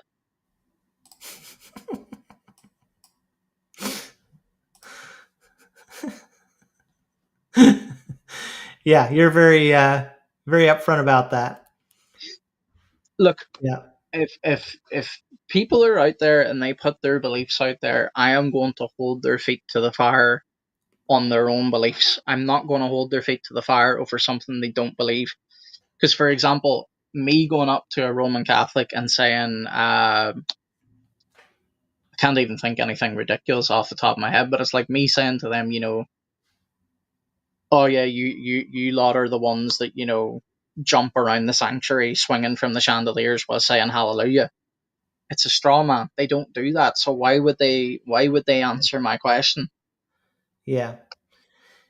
Yeah, and you can always find outliers, Oh yeah. situations that are very unusual, and admittedly, Protestantism, I actually sympathize with Catholics being confused, because there's a sense in which I can acknowledge Protestantism has spawned a lot of variety of ways of approaching church and expressions of Yeah. worship. But again, understanding the big picture and being fair about how we approach these matters is important, because it's it's also easy it's easy for us to say we're going to take the best of my side and the worst of your side. And Mm, Catholicism has a lot of variety too, actually. yeah. uh, and that's something to acknowledge, historically and even today, that Yeah. you have subgroups within Catholicism, and you have different ways. And I'm sure, like, so for example, when you see, I can give you an example. I think of the kind of thing you were maybe going for. Like, let's say I think I've seen a video where there's a priest dressed up in some weird, like, maybe they have a football team on their vestment or something Yeah. silly like that, and most Yeah. That Catholics would was. be horrified by that. Oh, and they were, because Protestia shared that exact video you're talking about, and yeah, there's a lot of Roman Catholics that were horrified at that, because Yeah. they saw that as placing, a sports How we team. That's how we feel when people are, bringing motorcycles into into the church, and Because here's the yeah, thing: if something's not part of your tradition and it's been thrown at you falsely and saying this is your tradition, yeah, it angers people. This yeah, is why you get a lot of people, like, whenever we talk about what is classically Protestant, this is why people draw the distinction so harshly. They will say that it is the groups that primarily came out of the Reformation. So Anglican, Lutheran, Presbyterian, Dutch Reformed. Then you can look at it and go, well, what about the Baptists, or what about the evangelicals? They didn't get their start in the Reformation. They got their start coming out of other movements, other things. So yeah, that's why you would get people at times saying they are not Protestant in that sense of the word. If yeah, people are true. using Protestant in the sense of the word to mean I am not a Roman Catholic, yeah, okay, there's a lot of people that do that, but I think that's Right, primarily what causes the sure, confusion, because Roman Catholics then, and yeah, don't get me wrong, there are some Roman Catholics out there that do know better, but they just throw right, that term out there anyway because they just want to score cheap points. However, I do get, yes, a lot of people are confused because you maybe do have someone who's low church evangelical and is like, I'm a Protestant, But what they mean by that is I'm not a Roman Catholic. Right. Well, there's a better term for you then. You're not a Protestant, you're an evangelical. Yeah, that's true. And so defining terms is really important to Yes. mitigate misunderstanding. That being said, I think for me, for example, there are times when I might use Protestant to contrast with Catholicism because I'm still here, by the way. oh, you are? You don't look like you're here anymore. Did Rollo run away? No, I was just losing light, so I had to get Oh up and yeah, I put the light noticed on. that. It was getting very dark where you were. Yes, yes. Yeah. Anyway, yeah, I think that like when I mentioned earlier about when Catholics look at Protestantism, that I use that term from their perspective. Yeah. That they do see a lot of these things as an outgrowth from the branch that started Yep. with Protestantism. That's and sometimes I might use it in that way, that I'm Protestant in that sense. I'm from a Mm-hmm. branch of Christianity that has its ties back to Protestant thought. Like Gavin Ortlund wrote, and I haven't read the book yet, but What it what it means to means be to be Protestant. Protestant. And I would imagine if I read that book, I would probably agree with quite a bit of it. Yeah. Um, and I still find myself a little bit in a no man's land when it comes to where I land in terms of all of these, Yeah. you know what I mean. But No, anyway, I get you. actually, go ahead. No, I was just going to say, whenever you see, I see this more online on X, because that's pretty much it's where I operate. I have a nice audience there, people I interact with a lot, which is great. Now I know a lot of people out there get offended because they'll say they're Protestant, and then maybe one of my young guys will come along, whatever, and be like, "You're not Protestant." That person hears that and goes, "Well, whoa, hang on a minute, how dare you tell me I'm not Protestant?" Or and it creates a lot of backlash. Right. Now, here's the problem: the young guys that I'm operating with, they need to slow down a little bit, and I know that life's different when you're younger. Sometimes you're just very rash and you just run, and that's one different topic. But the reason why they're coming in and telling the other person you're not Protestant is because they're looking at it and they're saying, but you are not classically, traditionally from the Protestant tradition.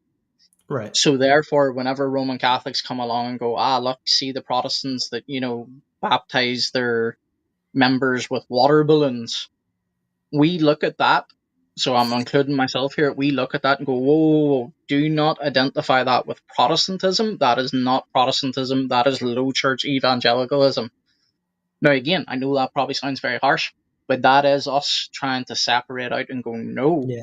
Protestantism But is very even clearly there, defined. like whatever group you're in, you tend to be a little bit more protective. So like with Yes, evangelical, I would consider myself that, even though I will say that term so first of all, in America, it's gotten associated a lot with politics. yes. So that's been years since. I'm talking about the Mm-hmm. late 70s, early 1980s with the moral majority. And so evangelicals have been a voting bloc.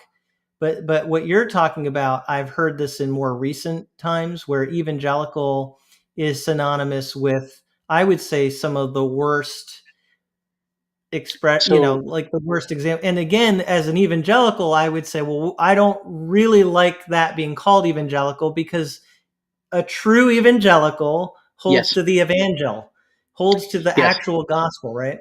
Yeah. Yeah, yeah. So I just want to butt in just so I can put this out and then you can continue. I wrote an article on this as well. I'll post it again later on Twitter if people want to check it out. Whenever I say evangelical, let me clarify a little bit. Classical evangelicals don't have an issue with. That's why I tend to normally use the term evangelicalism, because Right. evangelicalism is separate from evangelicals, because you get some very conservative evangelicals. However, mega churches, so like the likes of Stephen Furtick and all that sort of stuff, that is nowadays what is considered evangelicalism. So whenever you hear people complaining about that, and I see Colton and Joy talking about it here, Colton even said evangelical has become a very loaded term. It has, but sadly, that is what now lower church, where, and again, people might not like that term, but it is just. Well, I think the way I would put it is if I said Protestant includes, you always have to think of, because we had this conversation a couple weeks ago, or Mhm. maybe it was a couple weeks ago with Kobe Muncie, where I Yeah. was describing my own setting. So Protestant up here where I live has a lot of liberal theology. Not Yes. all of them, but a lot of them. Hmm. So is that Protestant? And I think a lot of Protestants would say, well, no, that doesn't really fit because Hmm. a true Protestant holds to what the original Protestant. And that's all I'm saying. Like, Oh yeah. Hmm. it's frustrating, but I think all of these terms have been diluted, and we all have to define what we mean by. But when we One hundred take them percent. for what they originally coined, it's very helpful because a Yes. Protestant is actually someone who is protesting. Hmm. That's the real meaning. So I never thought of Baptists as strictly being Protestant, at least in my background, because they weren't the ones politically protesting in Yeah. the same way that the Lutherans were and other groups No. from that time Hmm. period, right? That's where I think pure Protestantism comes from. Yeah. And Um, here's the thing too, like, I think a lot of people think it's theological snobbery that we're trying to be like, no, no, no, we're the true Protestants. It's not coming from that. Well, at least from my end, it's not coming from that. And the people I interact with, it's not. It's a desire, like you already said it, Tim. It's a tradition you identify with, so you feel a little bit protective over it. And whenever you see people constantly saying this is yeah, Protestantism and it's not, you do get very, whoa, hold on a minute, that is not Protestantism. So you're yeah, seeing more and more of that now online, because one of the great things is, and we've talked about this before. I see Joy there says, I don't refer to myself as an evangelical, I call myself biblical. Fair enough. Um, but going back to what I was saying there, in this push now that we're seeing where a lot of young men are moving in a more traditional route, yes, there is a drive towards Catholicism, there is a drive towards orthodoxy. But there was a study put out recently where it shows that for every convert Roman Catholicism has got in this last couple of years, they're losing 8 people to that one, and very similar numbers to Eastern Orthodoxy. But what was interesting was the push towards more traditional Protestant denominations like Lutheranism, Presbyterianism, Anglicanism. It's a lot of isms tonight. yeah. Their numbers are steadily increasing. They're not dramatic, but they're steadily increasing. And Hmm. again, I think it's a real push for people that are so Yeah. sick of the just culture being so soul destroying, and like there's no real depth, that young men especially, because like that is what the numbers Yeah. are primarily showing, young men especially are hungry and pushing towards more traditional styles of worship. Yeah. Yeah. I I I definitely, I mean, I don't know what the numbers are. I don't know what the numbers are, but I can definitely see what you're talking about. And Hmm. next week, I've been wanting to bring this up, so and I'm going to tie it into what we're talking about. Yep. Pastor Daniel has a quite a large channel here. He's got 625,000 subscribers. That's a pretty big channel. Pretty He's going big, to be yeah. on next week. I think that's the plan. So that should be next Wednesday. Daniel Park is his name. He's content creator. He's also a pastor, as you can tell, and he's pastoring up in Toronto. Yep. And so what his channel talks about are theological issues, and we could probably kind of continue the discussion of the state of evangelicalism. Yeah. I'm not necessarily, I don't care whether someone calls me an evangelical. I just don't want everybody to automatically write off evangelicals as bad Christians. Yeah, Like no, they're the worst ones because they all accept, you know what I mean? Every term can start to become yeah, and that's unintentionally why. negative almost, you know? Hmm. And I'm And that, seeing that with that trend, it's like evangelicals becoming a bad word. And it's like there there's a reason why people were called evangelicals. And one of the well, probably the primary reason is that there were some Christians who thought that by nature of being part of a church, because there's kind of extremes. And one of the extremes is if I'm part of this church and I go through these things, there's an assumption I'm a Christian just by nature of doing those things. hmm Evangelicals have always been those. You take Jonathan Edwards. hmm There are people who believe you need to be converted. There needs to be regeneration. There needs to be spiritual change in your life. And that's hmm what I think evangelicals have always centered on. yeah, Now, that can be abused, right? That can be misused. Even with these churches that I think you're kind of critiquing, the reason they go that far is because they're trying to do a good thing, but they're going about it the wrong way. They hmm do want to see people converted. And one of the things that has happened historically is that some of the traditional churches, honestly, they were so set in like we want to maintain our tradition that they hmm sometimes didn't seem to care about reaching out to people.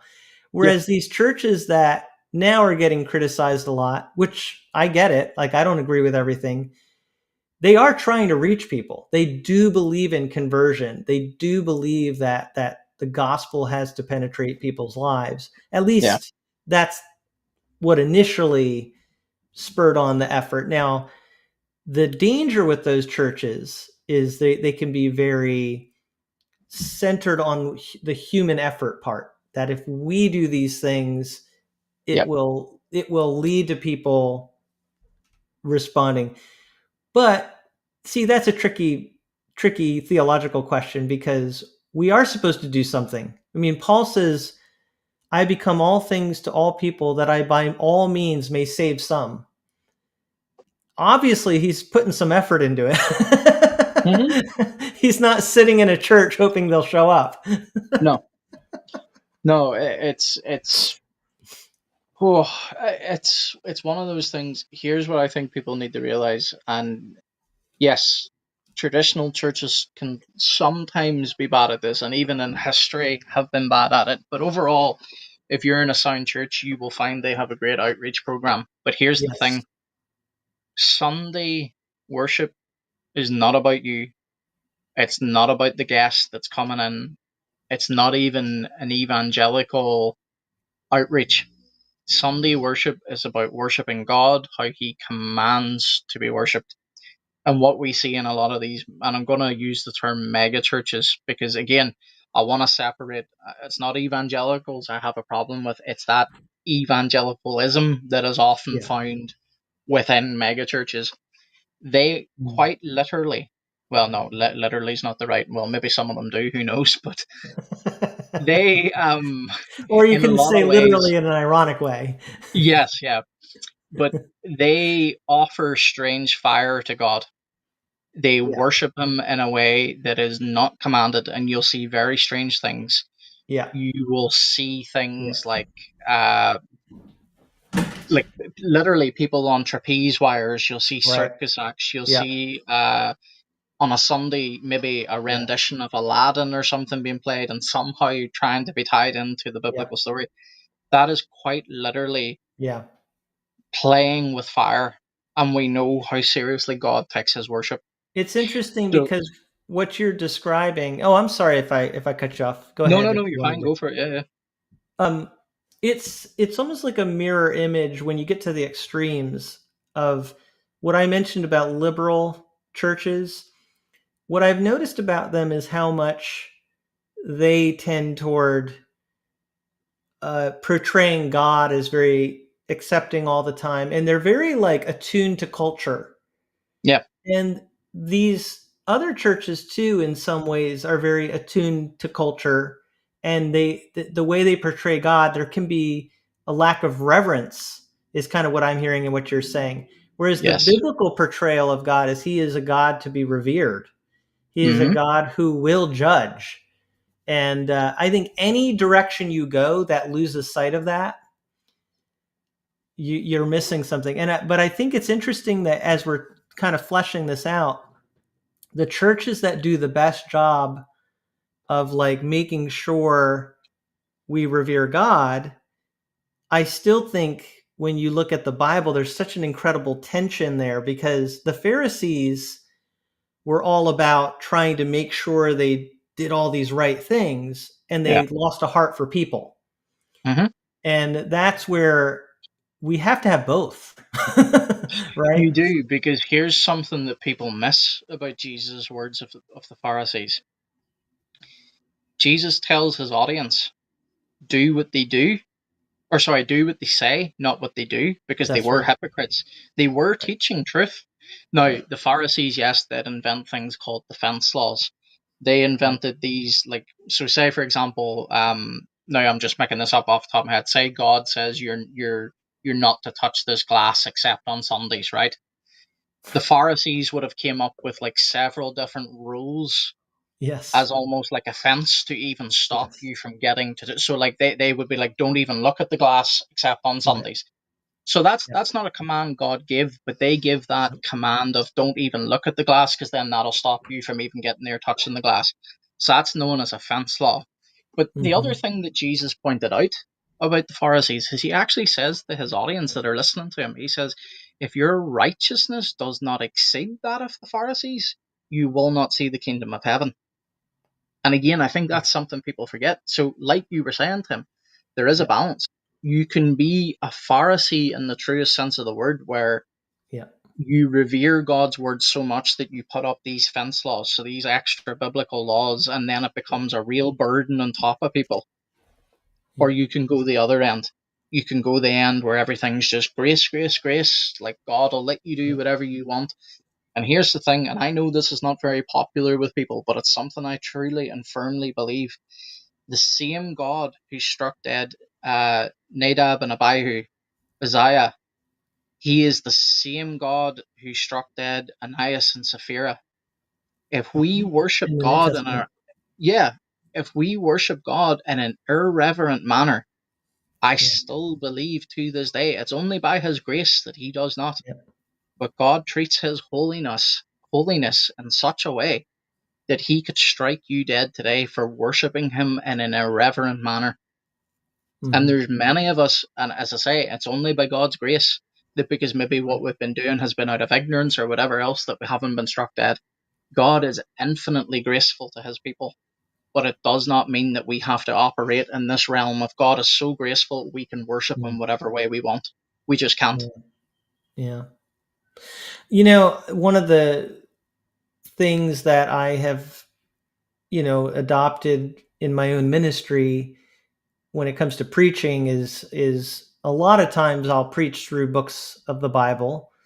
Um, I don't think that's the only way to preach, but I Hmm. think one of the good things about preaching through books of the Bible is it helps you to incorporate all of the actual themes of Scripture. So just Yep. a couple of weeks ago, we're going through the book of Mark, and Jesus is talking to his disciples about being like children and not, elevating themselves, and because they were arguing about who was supposed to be the best in the Greatest. kingdom. Yep. And what he goes on to talk about is how we treat children, how we treat other believers. And he talks about, like, if you offend a little one, it's better for you if a millstone was hung around your neck and you were cast into the sea. Yep. And then he talks about also your own sin, that if your hand causes you to sin, cut it off. If your eye causes you to sin, gouge it out. He's using it because it's better for you to enter life maimed than to enter, Oh yeah. than to have your whole body but to be cast into hell. And when you're preaching those things, it forces your congregation and you to just be in awe of how Jesus actually taught. Yep. And to consider like the seriousness of what we're dealing with, because that's what I think is missing. It's like, and I'm curious, and I do think there are actually churches that are evangelical that are going through books of the Bible. Praise the Yeah. Lord for that. But that would be Hmm. a good practice for churches, is Yeah. just, preach through some books of the Bible and hit on the themes that the Bible hits on. Hmm.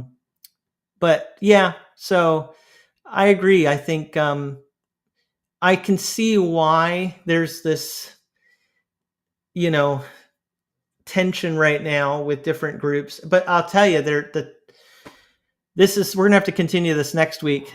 Yeah. Evangelicalism and Protestantism and all of these Isms. groups that fall under the heading of post-Reformation churches, Yep. we have a lot we're sorting out right now with the world that we live in. And Hmm. Daniel Park's channel, I think, does a good job of, critiquing certain things and bringing out certain things. And I look forward to talking to him next week, because I think it's going to really kind Yeah. of carry on with some of the things we're starting to talk about here together.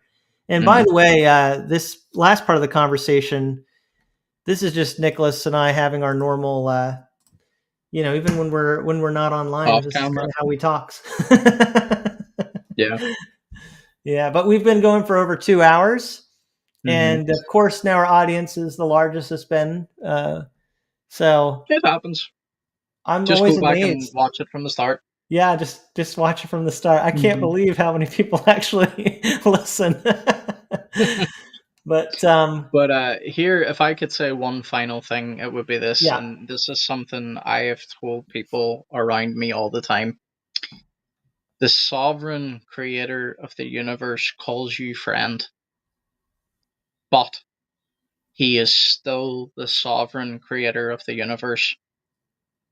You're Hmm. you're it's by grace that you are his friend and that he calls you friend. But never ever forget that you being called friend, it does not elevate you to the position of being sovereign. So remember that while you are friends with the king, he is still the king and he deserves respect, honor, and reverence.